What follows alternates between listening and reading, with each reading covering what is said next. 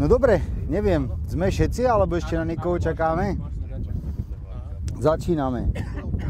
A čo chceme teda po teórii počuť? Máme tu krásny, ale vidrolový. Ja som tiež myslel najprv, že je siaty, ale potom si ukážeme, aká je to skvelá rastlina pre tých, čo ho pestujú. V podstate je to fluvizemný profil, fluvizem kultizemná, odborne povedané, ale majú aj na východe Slovenska kolo Terebeša také pôdy, len majú trošku viacej ílu. Takže tu sú aj ilovité častice, ale viacej je to hlinitá pôda ako ilovitá, až na jednu zónu, ktorú vám ukážem. A teraz také začiatky toho aj vlhkostne. Neviem, kto je tu čo najbližšie, akože má prehľad, ako vám tu prškalo. Keď sme sa bavili aj o tej vode. Ja už je doma. Že koľko tu máme asi zrážok za marec, prípadne apríl. Stačí nám apríl. Nikto nevie. Asi Nové Mesto. Nové Mesto je tak akože veľmi blízko pri Hlohovci. Hej, cipána. Ale najbližšie v Novom Meste 50 a v Hornej Strede nič. Dobre, tak začneme napríklad začneme drobivosťou pôdy, hej. Nebudem vysvetľovať ten oný, ale týka sa to aj spracovateľnosti, keďže máme my tie tendencie robiť všetko mechanicky.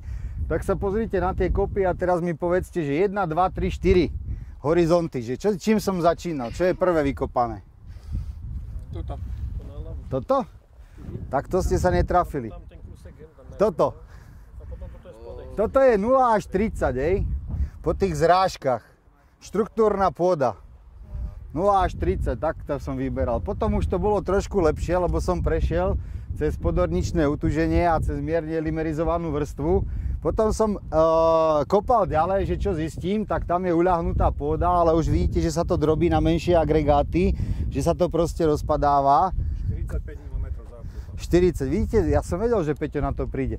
No a keďže Juraj je provokátor, môj kamarát, on furt, že musí byť meter hlboká, kubík musíš vykopať a nedalo mi to, že zvedavosť, že kde sa dostaneme do nejakého meniaceho sa horizontu, tak meniaci horizont začína niekde v 1,10 m a tam už pribudli aj pieštité častice, už to vidíte, že je to svetlejšie.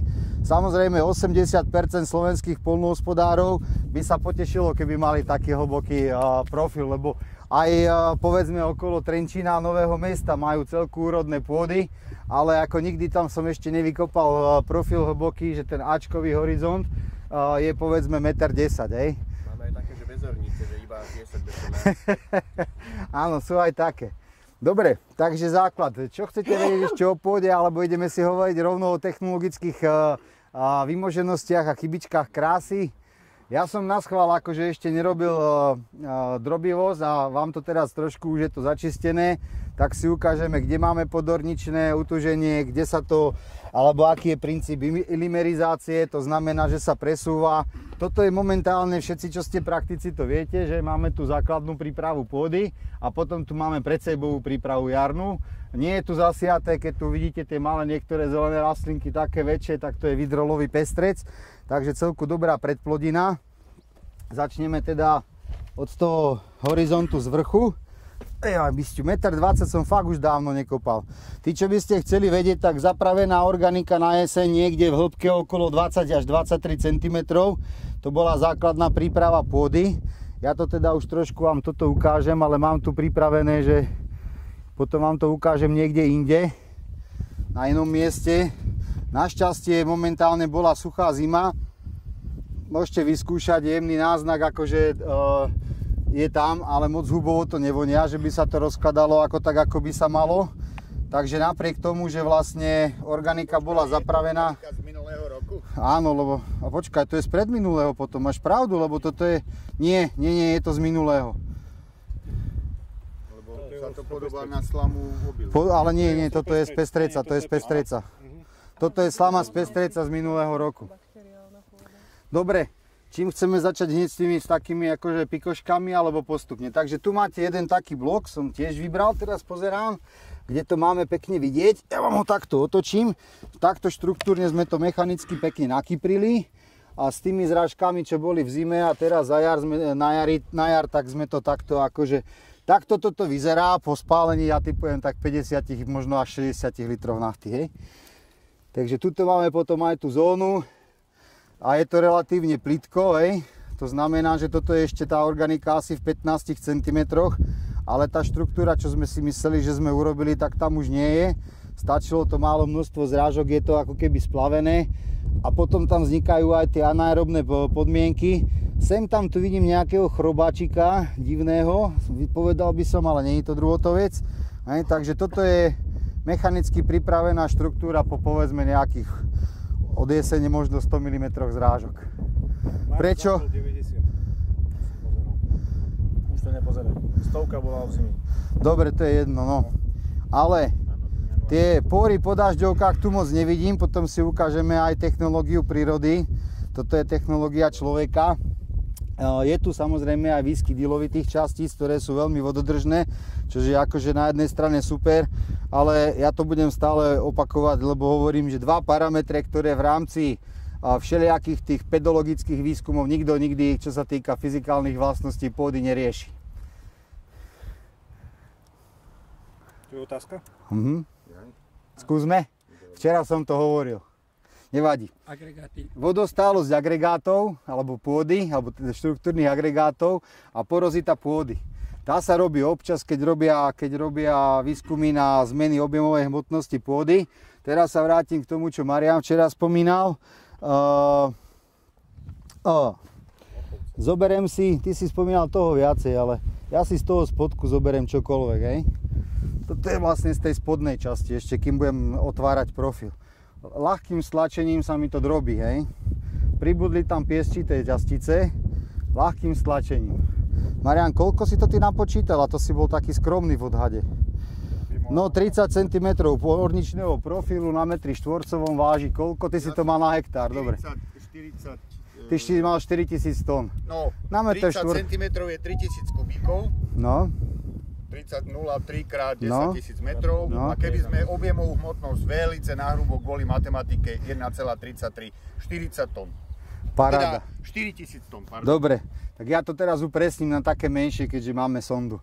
A toto je pôda, ktorá má určite väčšiu objemovú hmotnosť, pretože ty si tam dal také, ako že to už je skoro zdravá pôda, vzdušná, hej. Tam má okolo 1,5 kg je 1 liter, hej. Takže tu sa bavíme o nejakých 450 kg na 30 cm, hej.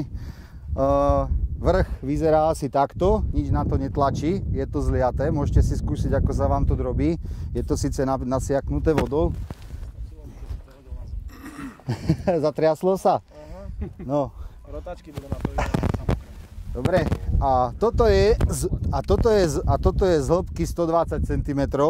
To znamená, že v tej hĺbke na tú pôdu, takto sa to ľahko drobí, už tlačí koľko?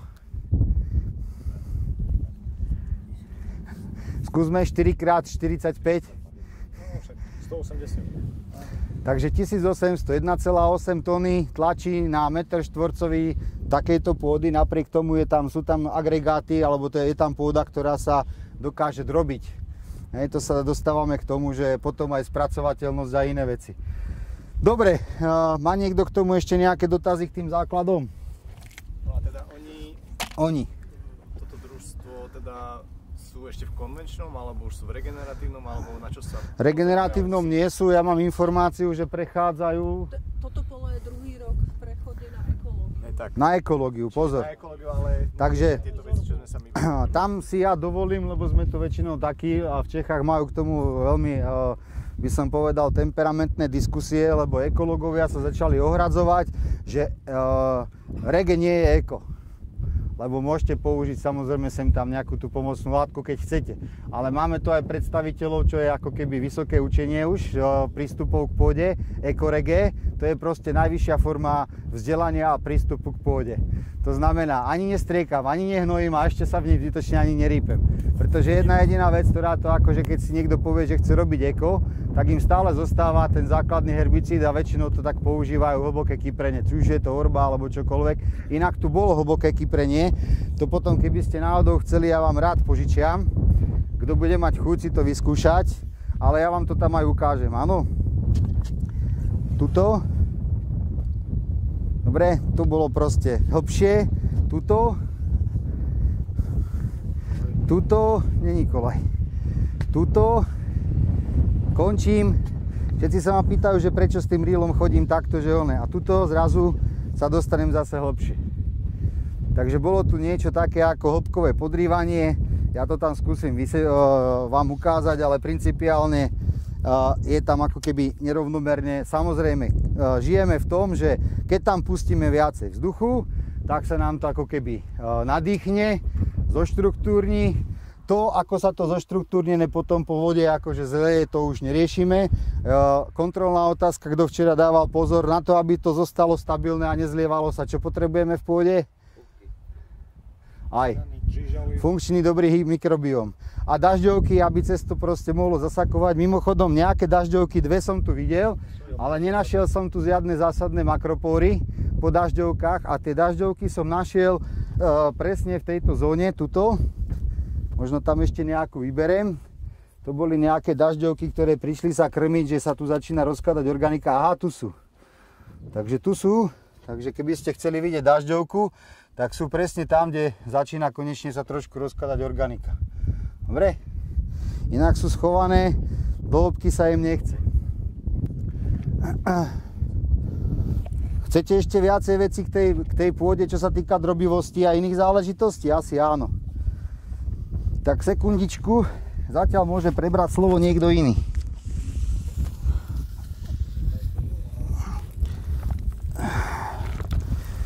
Dobre.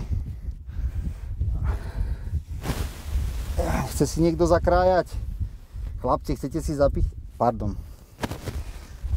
Nechcete si, dobre. Takže mechanicky pripravená, budeme si merať vlhkosti, aby sme vedeli aj vlhkostný režim v pôde. Hej. Ja som si myslel, že ten pestrec je siatý, takže vrch, kde sa nám dostáva vzduch, tak sa nám nejako drobí. Toto je ešte aj mechanicky pripravené, dobre? Ale napriek tomu, že to som teraz na 5-6 cm, hej. Takže ono ešte povedzme drobivé to je, ale už teraz je to tam premočené a sa to začína lepiť. To znamená, že už sa to až tak nerozpadáva. Dobre. Takže vrchných 5-7 cm je ešte OK. To sa vám aj vždycky ako keby, aj keď musíte napríklad v ekorege režime urobiť nejaký zásadný, akože potrebujete pohnúť s tou pôdou kvôli burinkám, tak tých vrchných kde na ktorých pôdach, ale 5 až 10 cm sa dá sa povedať, že štruktúra obnoví. Len netreba zabúdať, že tá vrchná vrstva funguje ako tam sa vlastne tvorí tie uhlíkaté látky, ktoré potom ako keby sa posúvajú smerom dole, to sú klasické pôdotvorné procesy. Teraz už začínam si odoberať z toho, čo je trošku hlbšie. Hej, tu sa mi trošku oddeluje veľké, ale môžete si všimnúť, že už sa to proste prestáva rozpadávať. Je to viacej vzlepené, hej. Už tie agregáty sú, tak toto musím trošku posunúť, dobre.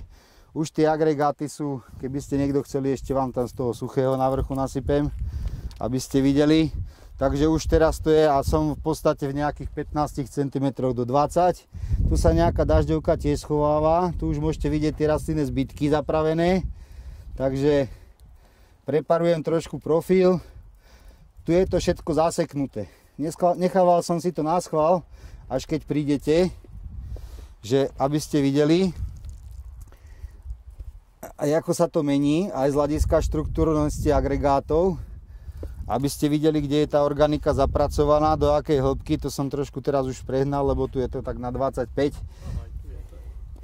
No, teraz som v takom, čo je až tak vlhké a lepivé, že je to už skoro ako bahno, hej. To som niekde od hĺbky, teda v hĺbke od 25 do 30 a tuto proste už je to cítiť, že pod tou hĺbkou už sa prestáva tá pôda správať štruktúrne. To znamená, že ja teraz to tu, keby ste si to chceli vyskúšať, tak to budete cítiť. Ja to takto vyprofilujem. V hĺbke od 30 do 40 cm je podorničné zhutnenie. Dobre, 10 cm vrstva. Potom už je to zase štruktúrnejšie, už to ide ľahko. A teraz mi ešte porozprávajte, alebo teda povedzte, čo vás konkrétne zaujíma v súvislosti s pôdnym profilom, povedzme s výživou, s rastlinami a tak ďalej. Kým ja toto dočistím. Čo tam vidíš z hľadiska vápnenia? Ja tu vidím veľa vecí. Ale chcem vedieť, že vy chcete vidieť.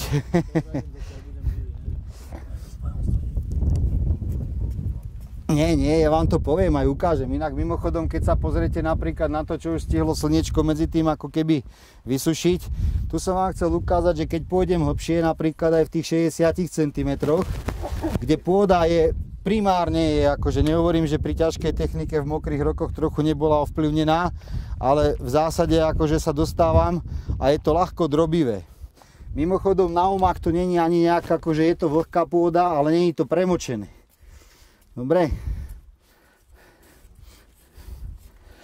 Takže teraz už som niekde, toto som už mal dať hlbšie, ale tak som si to trošku zle odhadol. Sme niekde na skoro 70 cm. Vlhkosť vás tiež zaujíma okrem zasakovej skúšky? Áno. Že vy ste takí zvedaví. Dobre, potrebujem minútu byť ticho, takže prosím vás, keď môžete niekto prebrať slovo.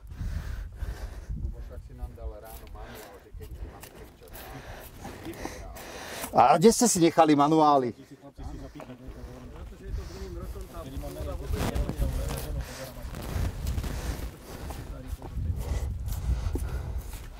No, akože za mňa, keďže som sa rýpal v zemi už viackrát, hej, tuto už kde je uľahnutá pôda, tak sa povedzme oddelujú väčšie agregáty, ale stále proste úplne jemným tlakom sa mi to rozsýpa. Dobre? Zásadná vec, ktorú možno, keď sa tak ešte budete chcieť pozrieť bližšie na ten profil, mi povedzte, čo vám tu chýba.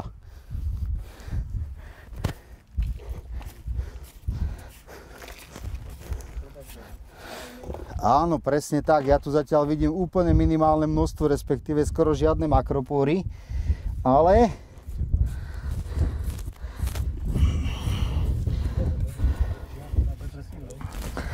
ja to trochu urýchlim.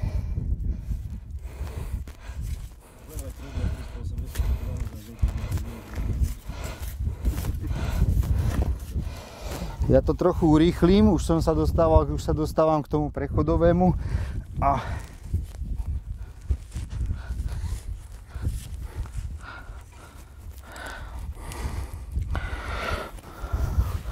Dobre, takže už nám to svetlí.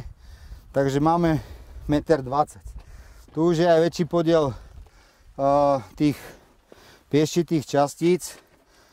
Keď sa na to pozriete, sú tam dokonca ešte nejaké vlásočnicové korene a je to porezné. Sú v tom malé dierky, nie veľké diery po dažďovkách, ale keď tá pôda rozpraská, tak vždycky ten koreňový systém čohokoľvek, čo sa tu bude pestovať, sa tam dostane. Preto si mnohí myslia, že aké je to super, ale principiálne ten podiel tých koreňov je zaseknutý tuto hlavne v tejto hornej časti a tu potom, keď niekto budete chcieť, tak budete vidieť, že sú tam nejaké drobné vlásočnice, ktoré sa ešte nerozložili. Nie je ich tam veľa. Ďalšia dôležitá vec, keď sa bavíme, toto je prirodzene alkalická pôda, to znamená, že má pH vyššie ako 7 alebo 6,5 a tak ďalej.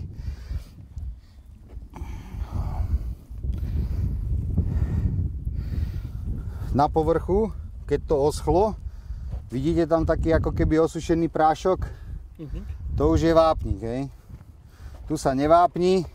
Aby som niekomu mohol ukázať alebo potvrdiť, že to tak je, tak som si pripravil takú dobrodku. Ráno som si potom víne akože hodil šabličku a zobral som si nejaké HCl, presne tak. Dobre, vydoloval som tu aj niečo takéto. Toto takéto biele, čo sa tam vyzrážalo, ako sa tomu hovorí, že vápenatá atka, aby ste vedeli, ako to šumí. Vyzrážaný vápnik, hej. Je tam, krásne to pracuje, ako šampanské, šumí to. Vyzrážaný vápnik. Kedy si tam nocovala nejaká dažďovka, urobila si tam taký malý bunker, potom vyliezla a s rážkovou vodou sa to postupne zaplňalo stále vápnikom, ktorý sa tam vyzrážal. Takže pH tu není zlé. Samozrejme, môžeme si potom ukázať, ako to vyzerá aj tam, kde napríklad to pH už je proste o ničom. Toto je tu z oného, z kraja. Keď bolo blato, tak robili základnú prípravu. Tak ako mierne, ale ešte je to... Ježiš, dažďovka. Nie, musíš... A do toho najhoršieho si ju dal. Dobre, tak dažďovky do pôdy. Tu je mäko. Tak. A nemajú rady slnko, dobre, takže to je dôležitá vec. Takže tak, a keď chcete, môžeme si to prejsť, aby sme vedeli. To znamená na vrchu trošku áno, bavme sa o tom, že na základe reakcie stredná premočená časť, kde je to viacej preplavené, tam to už reaguje veľmi slabo, sem tam nejaká bublinka. Hej. Podorničné utuženie už to začína zase viacej. A smerom do hĺbky mám popreplavovaný. Urobil som si dosť kyselinky. A čím idem hlbšie, týmto vápnika mám viac a viac a viac a viac a viac. Zaujímavé, že ho mám ešte aj v tom piesku. No, jahodky nemám, bohužiaľ. Takže tak, že sme na profile, kde si to môžeme ukázať. Mimochodom som vám nechal, ale som to bohužiaľ zakryl asi. Aj tuto za metrom. Aj tu je ďalšia taká schovaná vápenatá látka. Alebo nie? Nie, to je kameň, pardon. Tak to je kameň. Myslel som, že je to vápenatá látka, ale aspoň vidíte, aký som silný chlapec. Pretože všetky pôdy vznikli tak, že chemickým, nielen fyzikálnym, ale aj chemickým a biochemickým zvetrávaním. Hej? Takže podľa rozprávky som lomý kameň, keby ste chceli vedieť. Prsknem trochu kyseliny na tom Islandu. Prsknem kyseliny trošku. Ale nejaký vápnik tam bude, ale vyzerá to byť viac kremičité. Je to kremik. Reakcia, no to je tá pôda na vrchu, ale je to kremik, takže je to kremičité. To je jedno, doniesol to sem váh. Takže máme vyriešené pH pôdy. Náš zásadný problém, ktorý máme, ten vám ukážem teraz tu a hneď sa dostanem k tomu. Takže predsebová príprava teraz, čo prebehli, to sa bavíme o 5-7 cm, možno niekde. Toto z jesene už sa stihlo rozplaviť, takže tuto už tá štruktúra nám končí. Toto všetko už stratilo tú svoju porozitu a je to proste rozplavené. A keď postupne ako to, tak tu, kde sú rastné zbytky, dokonca je to ešte, už je to až blatisté, je to už guma. Už to proste nemá svoju štruktúru. A samozrejme, keď tam je anaerobné prostredie, tak sa tam tá organika nerozkladá spôsobom humifikácie. Takže tu mám potom tie ako keby zbytky po tých orbách, kde už mi pribúda ešte aj to, že je tam vidieť rovné hrany, ostré, to znamená polyedrická štruktúra, ktorá hovorí o tom, že na tej pôde ako výrazne chýbajú organicky stabilné látky. Takže teraz vydolujem alebo vyberiem celú tú zónu. Aj toto je to podorničné utuženie, hladké. Po tých prasklinkách, keď tu bude, keď sa odčerpá voda, teraz bohužiaľ sa neproduktívne vyparuje, tak po tých prasklinkách potom pôjdu korene dole. Toto je vlastne už pod tým podorničným utužením. Môžete si všimnúť, aký je tam výrazný rozdiel medzi tým povrchom. Tu sa to nedelí na úplne hladké rovné hrany a toto je aj drobivejšie. A keď to drobím ľahkým tlakom, tak sa mi to rozpadáva. Toto si môžete, keď chcete niekto si zašpiniť ruky, tak skúste si to akože rozdrobiť. Toto sa až tak zásadne drobiť nedá. Dobre, ale zrovna aj tu je vidieť, že keď tam boli nejaké tie praskliny, tým, že sa odčerpala voda buď porastom, keď si ukážeme technológiu prírody, tak sem tam sa tam zjaví nejaký korienok, ktorý ešte nezmineralizoval, ale inak veľmi málo otvorov, väčšinou len po koreňoch a nie po dažďovkách. To je presne ten efekt. Toto bolo vlhké, úplne vlhké, sa to lepilo, stačí trošku slniečka, čím viacej je tam milových častíc sa to zmraští, lebo vodička sa odčerpala, vzniknú praskliny. Zásadná vec, ktorá sa učí, korene rastlín si cez pôdu prerazia akože cestu. Neprerazia. Nemajú takú silu. Prerazia si ju len vtedy, alebo pôjdu, keď tam vznikne tá prasklina. Alebo tam je por po dažďovke, alebo je tam por po predchádzajúcej plodine. To znamená, ak tam už niečo rástlo, ja som to nepremiesil, neurobil som z toho nejakú veľkú hrudu, takúto nejakú, ktorá sa mi potom zliala a tu sú aké krásne polyedrické agregáty. Hej, takže toto je prechod, tu je tá zapravená organika, ostrohranné polyedrické agregáty takzvané odborne a pod tým už to čo je ako keby ulahnutá vrstva, už sú to nie úplne rovné hladké hrany, už sa to zaobluje, sú tam už nejaké organicky stabilné látky. A pardon, našiel som prvý por po dažďovke. Neviem, kde by to predtým ušlo. Takže je tu nejaká, čo sa rýpe do zeme.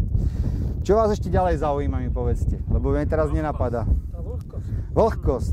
Toto ste chceli, ja viem. Potom, keď sa v tom budete, až si to chcete popozerať, tak z každej strany vidíte hĺbka, kde bola zapravená organika a tak ďalej. Mohol by si dať, že kto si myslí, že kde bude najväčšia hĺbka? No, dajme. No. Ja hovorím nejak 25. Je tam v tej trojke? 2,5, no medzi 2,5. Dobre. 2,5. Ty už si mal aj zasakovacie skúšky ukázané, aj meranie vlhkosti, tak ty teda vieš presne. Dobre, začnem. Tak to sa ti ľahko potom odhaduje. Dobre. Chcete aj vrch? Áno. Dobre, tak vrch, hej. Takže začíname. Niekto si to bude aj písať. 31,8, čo som až prekvapený, ale nie som úplne v tom najsuchšom, hej. A môžeme vyskúšať ešte túto suché. 15,9. To je to, lebo som tu maturoval chvíľu, že prečo ten pestrec je na 6 cm. S Marianom sme hovorili, lebo išli tam, kde bude vlhko. Tak je to iba vidrolový, takže to nie je o tom. Ale vlhkosť tu začína až niekde 5-6 cm, lebo vrch je už suchý. Dobre, takže ideme teraz zvere do hĺbky, povedzme tých 10 cm. Už to začína byť plastické, to znamená, že tam je viac vody. 38. Dobre. Tam, kde je tá organika, to znamená v hĺbke nejakých 20 cm. Tiež plastické. 38,4. Takže máme tu posledné aprílové zrážky. Teraz ideme niekde k tej zóne 30 cm do toho utuženia. Dobre, keby náhodou niekto neveril. Dá sa to síce aj zahrať, že to ide tak ťažko, ale môžete si to vyskúšať. 43,2. Takže zrážky sa zatiaľ dostali do 30 cm. Všetky, čo tu padli. Dobre? Potom je tu niekto z hydrometeorologického ústavu, s nimi kamarát. Prechádzam tesne po tú utuženú vrstvu. 39,7. Ideme smerom dole na 50 cm. Už to je trošku ľahšie, už to není plastické. To sú zimné zrážky, 37,4. Chcete to ešte po 10 cm? Nakonec. Dobre, tak jak chcete, mne to je jedno. Tam sa nedostaneme dneska, to až na budúce.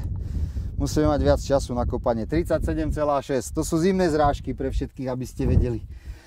No a idem teda aj tam na tých 120.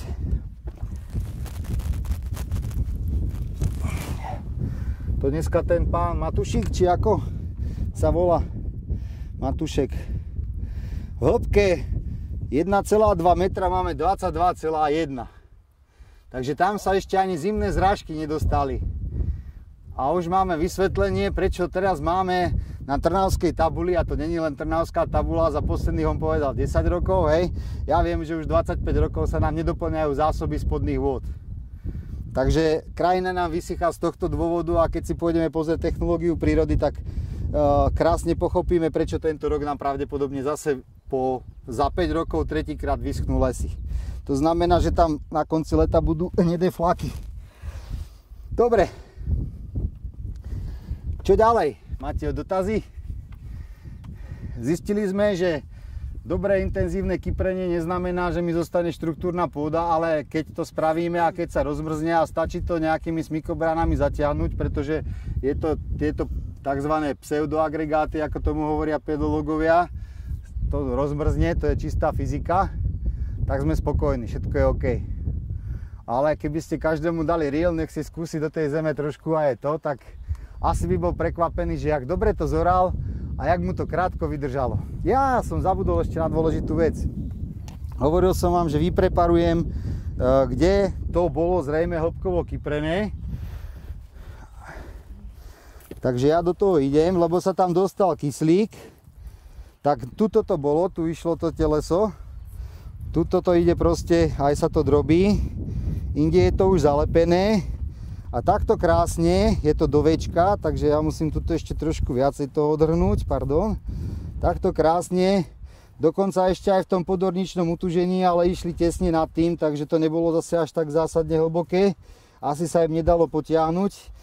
tak keď si môžete všimnúť úplne zľahka, keď sa tam dostane kyslík, tak v rámci zmeny oxidačno-redukčných procesov a tak ďalej, že trošku to svojím spôsobom obžije, tak krátkodobo sa tá štruktúra zlepší, až na to, že keď ja do toho pôjdem, tak tuto to už začína byť zase tvrdšie. Hej, to som v tom nad tým utužením a tá zlievavosť je tam, kde bol pustený kyslík, na chvíľočku lepšia. Nie je to až tak zliaté, je to štruktúrnejšie, ale je to tak do tvaru V. Hej. To znamená, že môžem ich pochváliť aspoň v tom, že zatiaľ to, alebo nerobili to až keď bolo úplne ako čisté blato, ale išli nejak tak, takže som sa netrafil, asi obchádzal stĺp. Na druhej strane potom tým pádom, keď tam tá bola hentam, tak to by mohlo byť vidieť tu. Aj to je vidieť. Hej, tu je to viac blatisté, a tuto to pri tej zóne toho podorničného utuženia končí. V tom podorničnom utužení už tá zmena není, takže to hĺbkové kyprenie nebolo až také hĺbkové, ale rýpali sa mimo toho, čo bolo to tak plus 5 cm, čo bola tá základná príprava pôdy. Čo som tým chcel povedať, že aj tieto zásahy sú v úvodzovkách neefektívne, pokiaľ nemiešim mikrobióm a stabilitu pôdnej štruktúry. Chcete si to niekto ošahať, že aké to tu je blatisté? Pozitívne je, že zo zimných zrážok tam a tým, že tam bolo viacej vzduchu, tak to je jedno jediné miesto, kde máte možnosť vidieť, že na tých rastných zbytkoch je mycelium. Tým, že tam bolo viacej vzduchu a tá voda to nevytesnila, tak to pekne hubovo vonia. Hej. O pár centimetrov ďalej je organika, ktorá vôbec nemá náznaky, že by sa rozkladala v aerobnom procese, že by tam huby proste pracovali. Takže asi tak. Ale potom teoreticky, lebo je to nejak veľmi ďaleko, tak si myslím, že muselo to byť, ešte možno by tu niekde bola jedna stopa. No, dobre. Čo ďalej? Zasakovacia skúška, alebo ešte nejaká teória k pôde, alebo čo?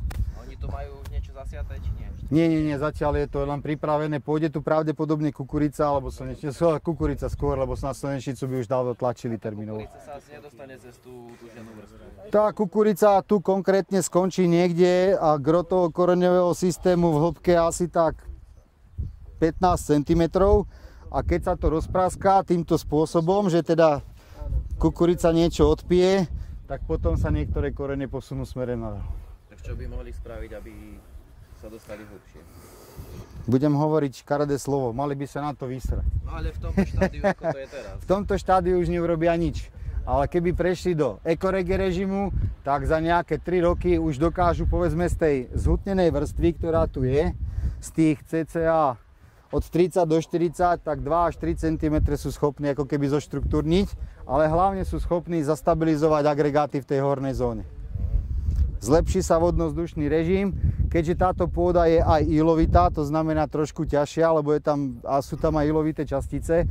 Inak mimochodom to podorničné zhutnenie, to si potom môžete všimnúť aj kvôli tým poliedrickým agregátom. Tam je aj zvýšený podiel ilovitých častíc trošku.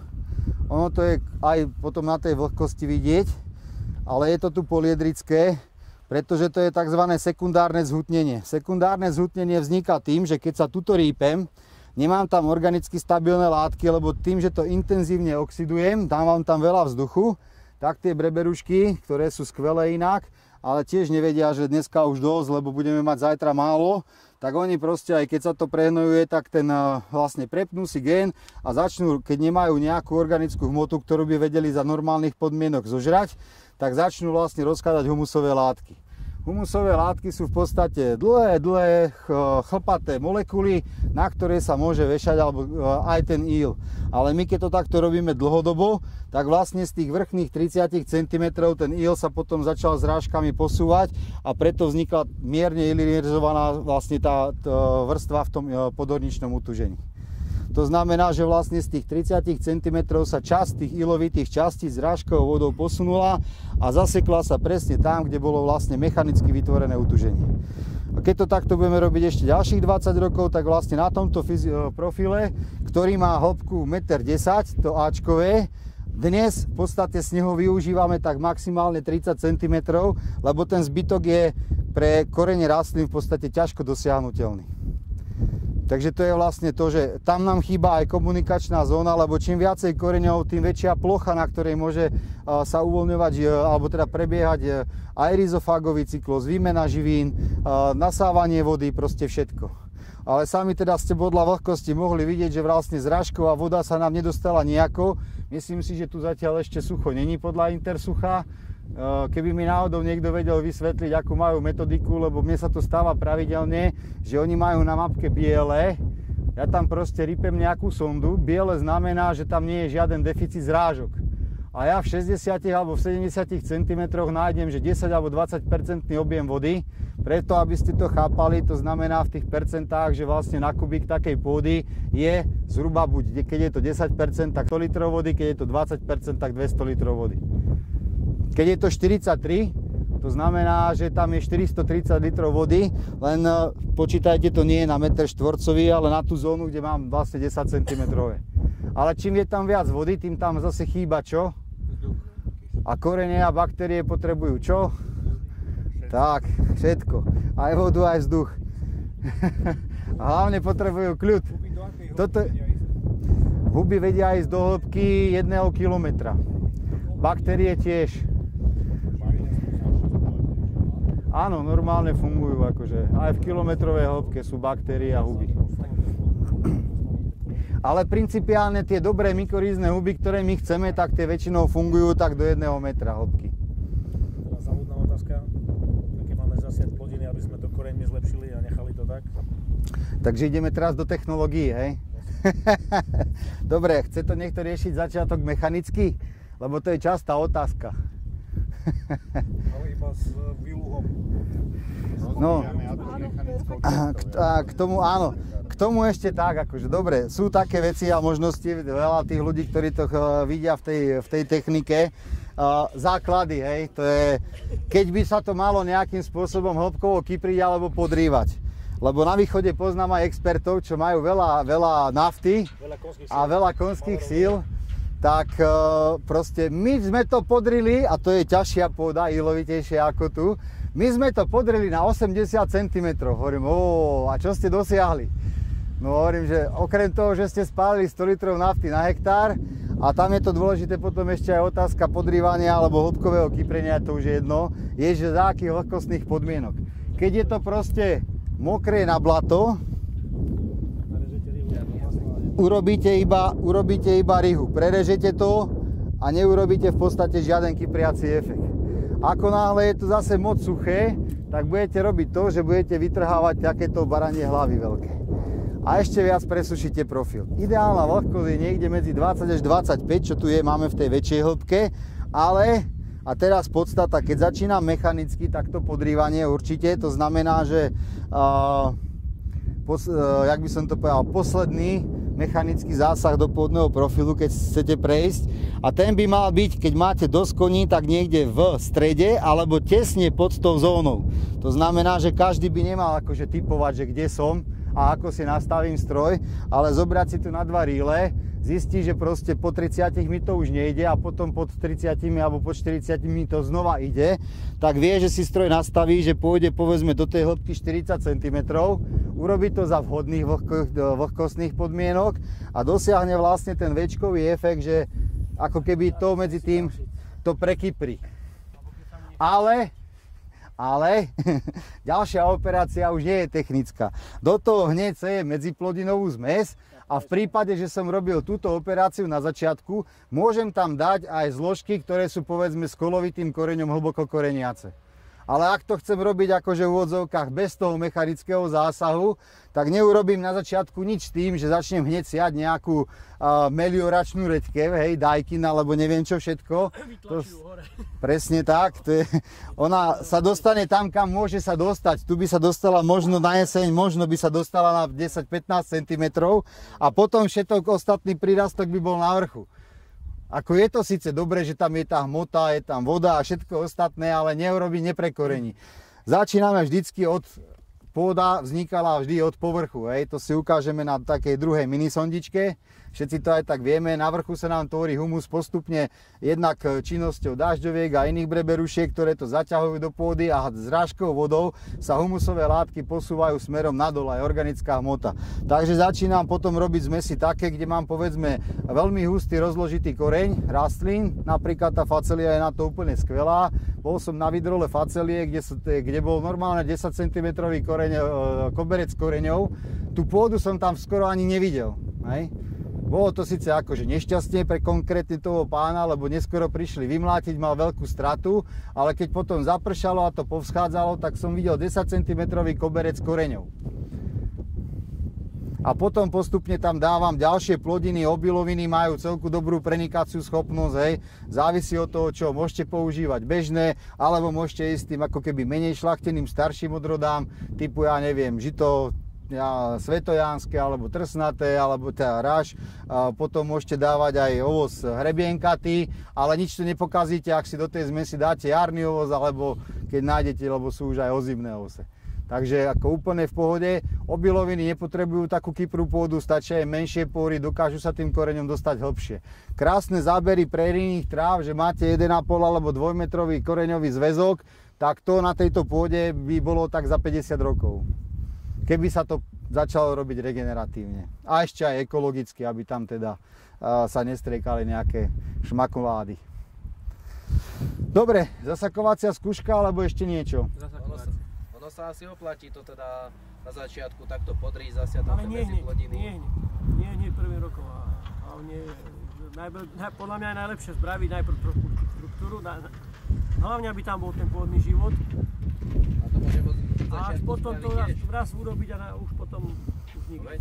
A hneď potom zase vysiate medzi plodiny. A tam aj tá rečkovka, aby to držiavalo. Ideálne je potom ešte prípadne na tom začiatku, keď už by aj povedzme tá medziplodinová zmes nejaká tam bola, tak podporiť to povedzme potom tú biológiu kompostom, kompostovým čajom, extraktom, to je jedno.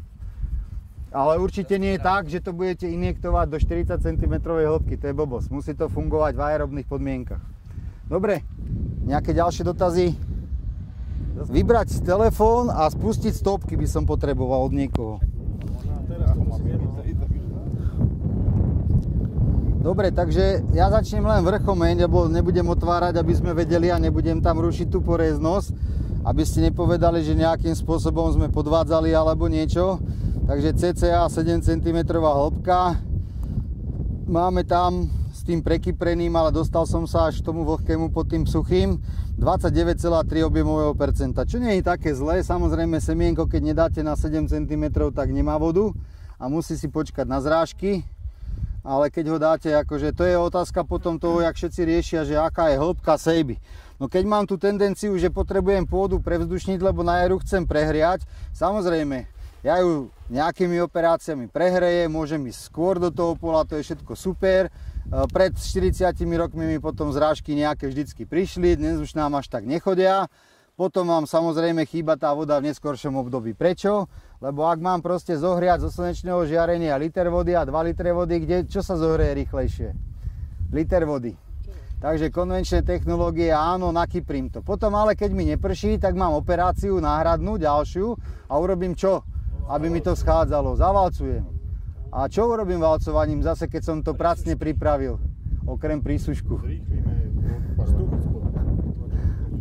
A vytlačíme vzduch. Vzduch je najdôležitejší. Dobre, máme nejaký priemer kruhu, chcete vedieť presne koľko?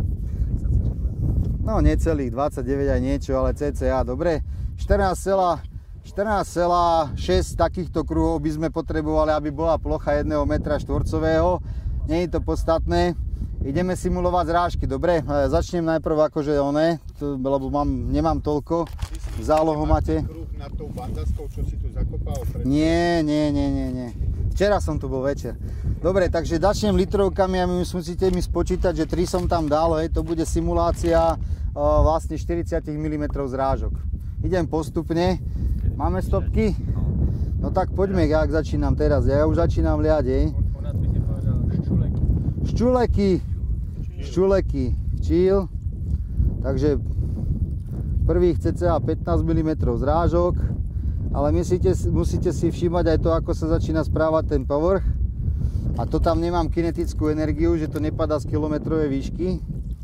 Dobre, teraz sa dostávam niekde na situáciu, kde už som pri 20 mm zrážok.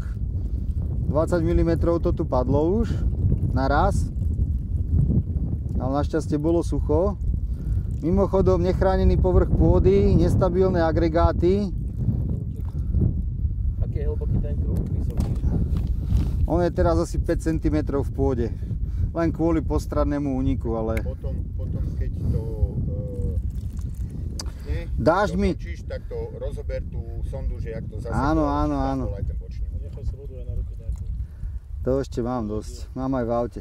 Takže momentálne som sa dostal s touto ďalšou flaštičkou. Sme sa dostali na 40 mm zrážku. Ja vám to okomentujem asi tak. Máme tu veľmi veľa jedincov spoločnosti, ktorí stále tvrdia, že tým, že sme prestali hlboko orať. No, nebolo to tu hlboko, bolo to tu pripravované na necelých 25 cm. A vyriešili problém. Voda tu zasakuje. Vidíme. Treba počkať.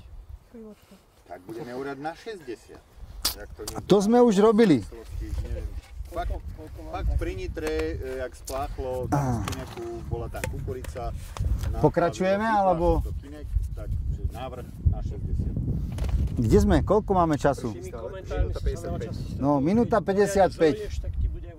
Za aký čas dokáže 40 mm napršať, keď je taký riadny? Zhruba pol hodina. Jak kde? Keď je búrka, tak niekedy aj za 20 minút.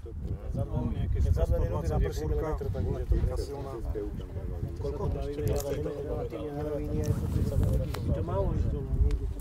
Dobre, rozvíjame krátku debatu, lebo ja mám tak vo zvyku, že keď už máme ukážku, tak ja si pri tom zapálim. Ale inak kľudne tu môžeme ešte počkať hodinku, ono to zasiakne. Spravte tam nejakú dierku. To by človek povedal, že tu bude to lepšie. Upchatý sifón, že to nečistíš.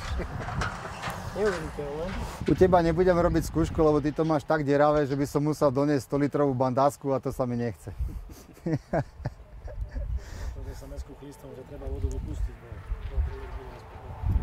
Mimochodom, v Českej republike urobili skvelý výskum, jak zlepšili vlastne dažďovky zasakovanie, lebo oni nemajú radi, keď je veľa vody, oni tiež dýchajú, hej. Takže vlastne preto po daždi, keď nám prší viacej, dažďovky vyliezajú, lebo už sa tam nedá dýchať, hej. A zistili, že vlastne dažďovky zlepšili zasakovaciu schopnosť spodného profilu, pretože keď sa začali topiť, tak rýchlo liezli hore, urobili ďalšie diery a tým pádom sa tam zmestilo viac vody. Že by to za taký krátky čas stihli sa vyštverať hore. Oni sú veľmi efektívne. Sa to nezdá, ale keď ide o život, tak sú ako veľmi efektívne. Minule mi jedna zdrhla, ale aj mimo, akože. Keď je ťažká pôda. Výlebie im to samozrejme trvalo dlhšie, kým sa cez plastelinu prehryzú.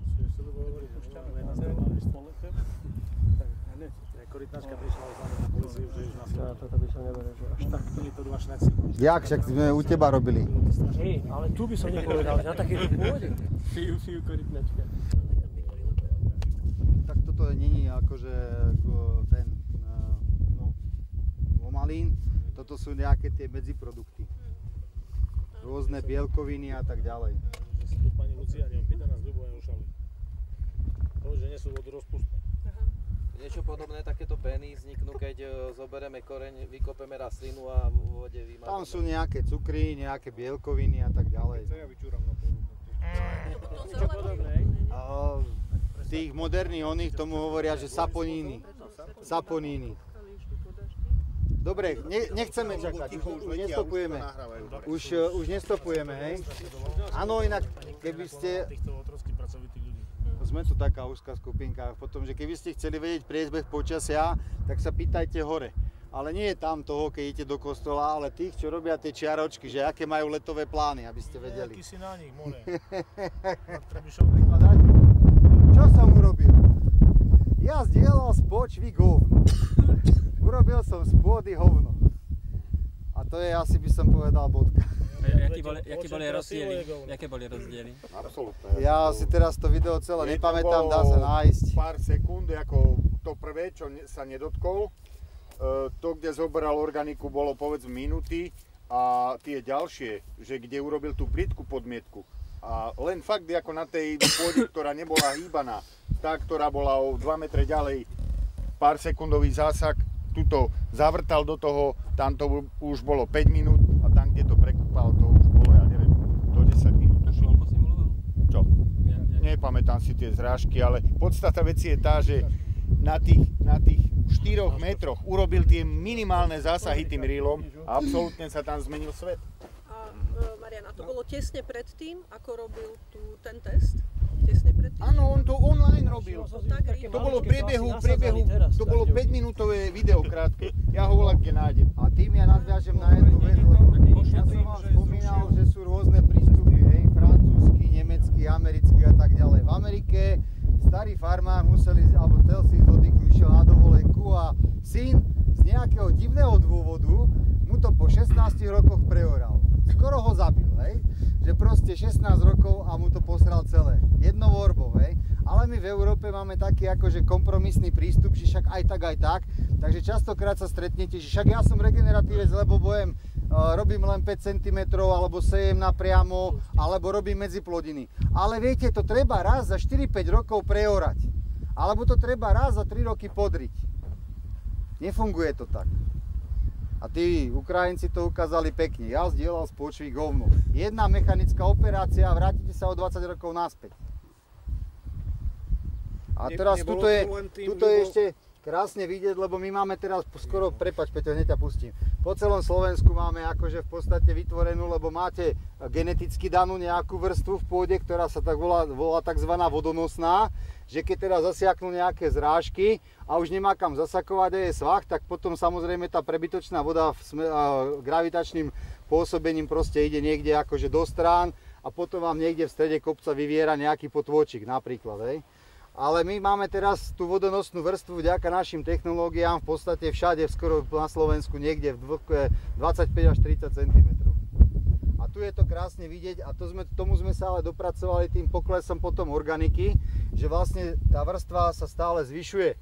Preto máme častejšie potom aj pri menších zrážkach, dnes akože zatiaľ legislatíva rieši svahovito 7 stupňov, ale keď pôjdete, ja neviem, aj smerom na Nitru, hej, náhodou z Lohovca, tak sa pozrite doľava, doprava, niekde máte pozemok, že si poviete, že je to rovinka a je tu veľa takých, keď sa rozprchnete po Slovensku popri cestách, že na prevýšení do 1 stupňa už je tam erózia. Je vidieť proste rozplavené agregáty, steká voda. Takže toto je to, že už keď nie sú stabilné agregáty, tak tá zóna, tá tzv. Vodonosná sa nám posúva, hej.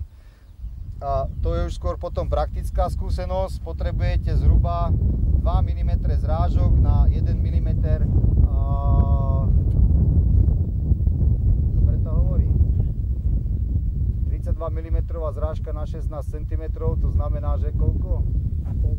Pol milimetra potrebujete na vlastne navlhčenie zhruba 2 cm pôdy.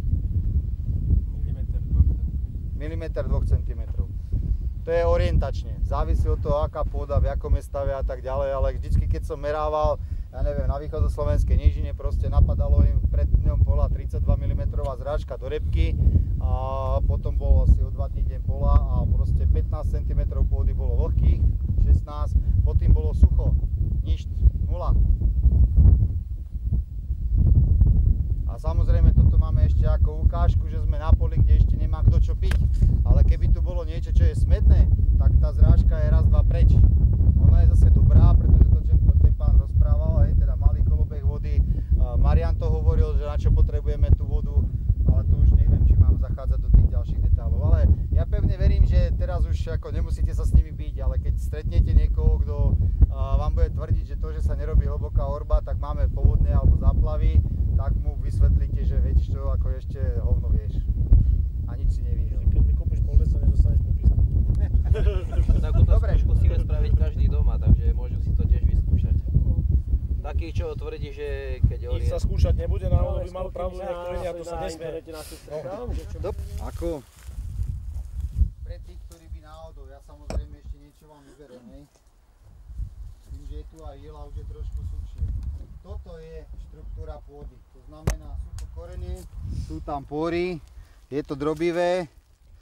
Nehovorím, že je to úplne ideálne, lebo pred 10 rokmi ešte vedeli pluhom prejsť okolo, ale odkedy sa ten orech rozrastol, tak už ho obchádzajú, takže je tam ako keby trošku pokoj a začína sa tzv. Sukcesia. Dôležitá vec, hej, toto je akože celkovo, to je hĺbka 0 až 25-30. Ešte to není až tak drobivé, trošku je to obschnuté, ale voda tam nestojí, nie je to blatisté. Jednak preto, že samozrejme tie stromíky aj niečo pijú, aj tie rastlinky, ale je to stabilizovaná štruktúra. Delí sa to na menšie agregáty, všade je to deravé, sú tu samé pory, to je tá vzduchotechnika a vodoinštalácia pôdy. Takže toto je proste profil, ktorý má aj vyššiu únosnosť aj z pohľadu techniky, keď sa o tom bavíme. Preto som vám tam ukazoval ten spodok, že je drobivejší, aj keď sa potom hýbe technika. Samozrejme, mohlo by to byť ďaleko lepšie, ale keď to dosiahneme v hĺbke 0 až 40 cm, tak tie stroje, keď tam jazdia, robím kompenzačné opatrenia, že tam mám medziplodiny, živý koreňový systém a nerýpem to na 35 cm, tak v podstate tá pôda má vyššiu únosnosť aj pre techniku. A plus tie ďalšie efekty toho, že nestačí, alebo teda padne 20 mm a ja za 2 dní tam môžem ísť. Podľa toho, jak kde, lebo Ferry má ilovité pôdy, robí to dobre, ale tiež má situácie, kedy proste padne a vie, že týždeň sa tam nedostane, kým nebude dobre slniečko a neodparí. Takže tu už nie sú až tak ostrohrané tie agregáty. Pôda a pôdny profil, a vám to ukážem ešte trošku niekde, to. Alebo ešte potom vám aj vlhkosť ukážem. Takže sekundičku, tu si poďme vedľa, keď môžete na chvíľočku. Tak ďaleko sa nenachodíme. Ja som toto už skúšal včera, takže to vidí. Povedzme, že tu je technológia prírody. Mimochodom ide to tam veľmi ľahšie ako vyprenej pôdy. A technológia prírody, to sú všetky základné pôdotvorné procesy.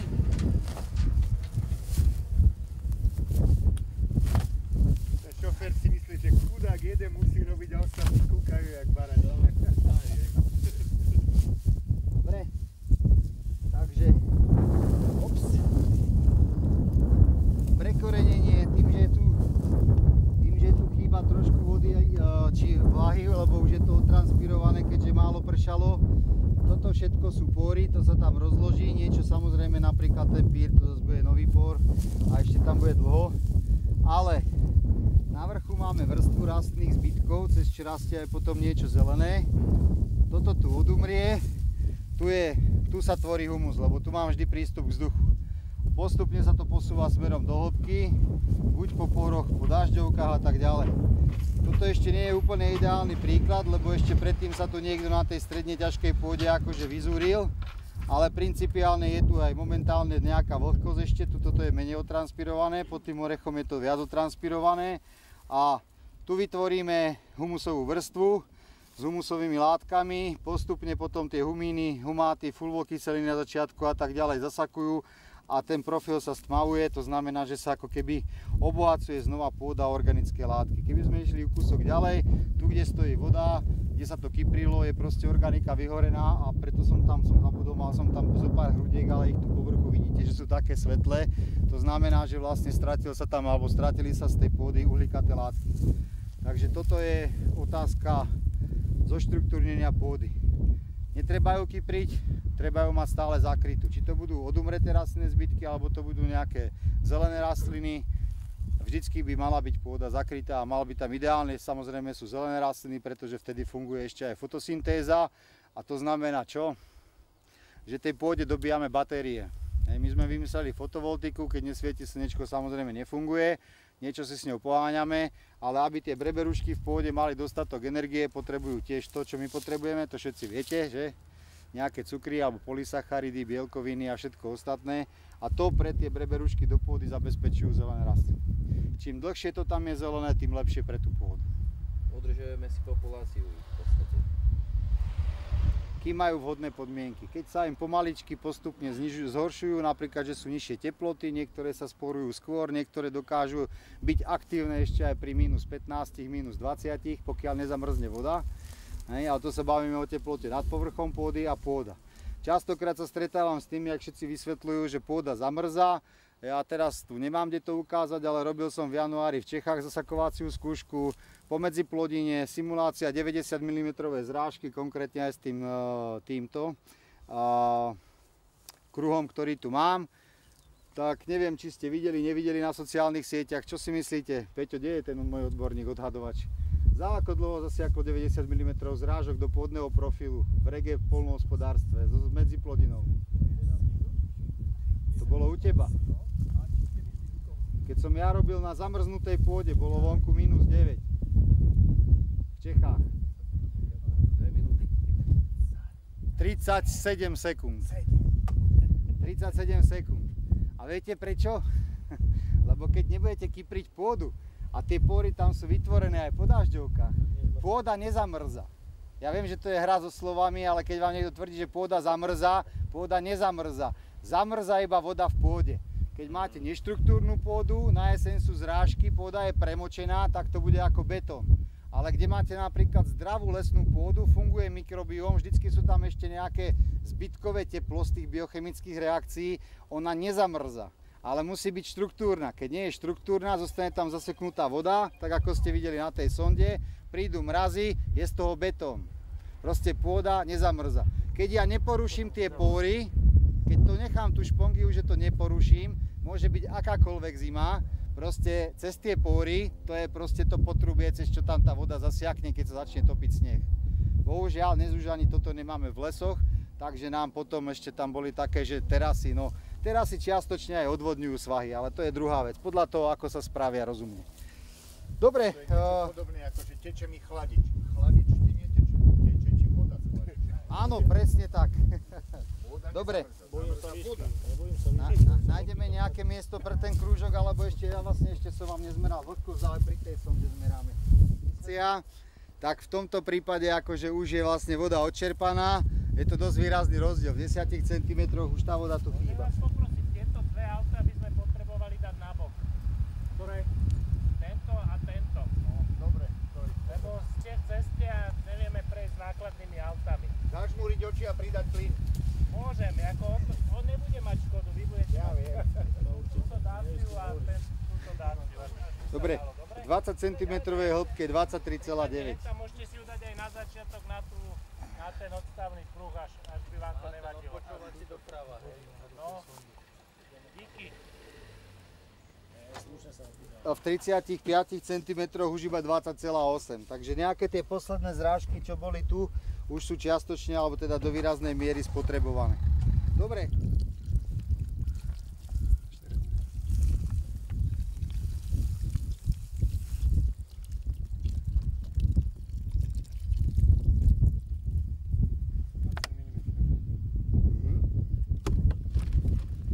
Za koľko? Koľko je teraz? 24 sekúnd. Za 24 sekúnd. To je skoro ako na tej Minnesotskej univerzite, také videjko, čo púšťam, že na reggae pôde za 25 mm zrážka za 24 sekúnd. To hovorím, že nie sme na úplne ideálnom stanovištných podmienkach. Ide iba o to, že si vlastne chceme ako keby svojím spôsobom, aj keď je to mierne svahovité, že si chceme vlastne ukázať, ideálne by to bolo, keby to bolo samozrejme niekde inde. Tu máme 60. Chceme si ukázať, že keď máme niečo, kde intenzívne nekypríme niekoľkokrát do roka a kde máme stály pokryv, čo sú základné... lej. Ak máš málo vody, idem vypýtať, natiahneme hadicu z hydra. Ja mám ešte 10 litrov v aute, takže...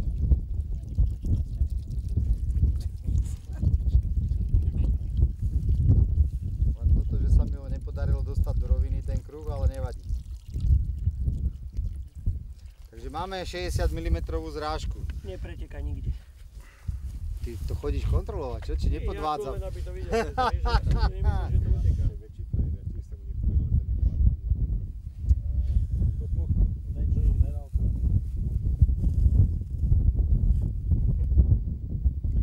sa nám to trošku spomaluje, to zasakovanie, ale ešte stále to nie je zlé. Ešte stále vidíte normálne, že tá voda ubúda. Ale reálne nikdy takéto množstvo vody naraz nepadne za tak krátko. No to určite. Treba aj toto. Môžeme ešte ďalších, dáme 80. A to už je viac, tam sme dávali 40, že? Tam sme dávali 40 a potom ešte som pre istotu nalial, ale to už sme nemerali, lebo to už... Aký máme čas? 2 minúty boli. Teraz je za 15. No tak dám 80, lebo tiež to nehovorím, že nie je úplne ideálne. Ešte pred pár rokmi sa tu oralo, ale už sa to zlepšilo. Len keby sa to tu bolo cieľene robilo a nebude tu iba pír, tak by to bolo tiež lepšie. Napríklad tie medziplodine iné veci. Ale to, čo som chcel povedať, je presne to, čo som vlastne už povedal, tak to zopakujem. Menej kyprenia, zelené rastliny alebo rastné aj zbytky na povrchu. Príroda to zariadi, voda zasakuje. Mám viacej vody, keď príde náhodou sucho, keď nám doprajú, aby sme mali 2 mesiace bez zrážok. Takže asi tak. A to ostatné si postupne pomaličky príroda vyrieši sama. Predpokladám, že niekde na 3,5 minúty skončíme s 80 mm zrážkou, alebo už sme na 3?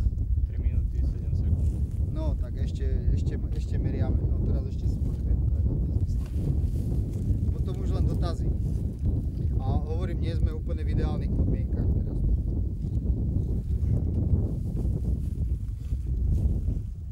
Ale evidentne akože ešte stále zasakuje tak, že... Teraz je 3:30. Keby to nie je v tom sklone, tak je to celé.